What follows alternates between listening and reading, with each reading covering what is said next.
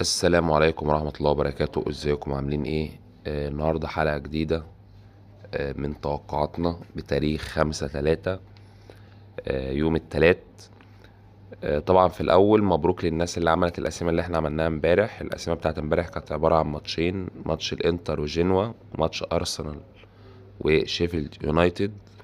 الأسئمة خلصت زي ما احنا قلنا، مبروك للناس اللي فازت.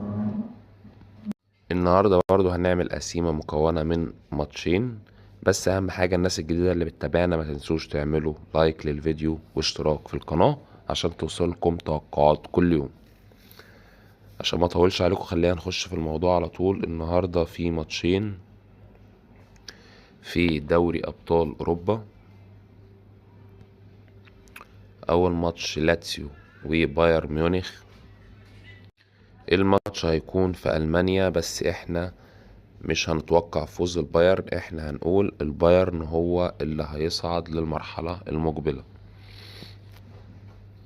اهو الفريق الذي سيتأهل للمرحلة المقبلة هنقول بايرن ميونخ، لأن وارد ان هم يتعادلوا في النتيجة بتاعة الماتشين ويخشوا وقت اضافي ويلعبوا ضربات جزاء يبقى انت كده خسرت. لكن لما تقول الفريق هو اللي هيتأهل للمرحلة المقبلة يبقى بايرن ميونخ. ده بالنسبة للتوقع الأول.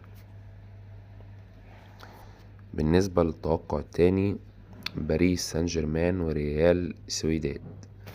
الماتش ده هيتلعب في اسبانيا، بس انا بتوقع فوز باريس. يبقى الماتشين دول الريت بتاعهم 3 و9، يعني قول 4. يعني لو حطيت في التوقع بتاعك 100 وكسبت يبقوا 395. طبعا دي القسيمة بتاعت النهاردة. بقيت طبعا دول الماتشين اللي معانا النهاردة اللي احنا واثقين فيهم يعني. وبقية الماتشات في الدوري المصري او كده فاحنا مش هنتوقع او مش هنجازف اللي احنا نتوقع عليها. وفي نهاية الفيديو بشكركم على حسن المتابعة. ما تنسوش تشتركوا في القناة وتعملوا لنا لايك عشان يوصل لكم كل ما هو جديد. والسلام عليكم ورحمة الله وبركاته.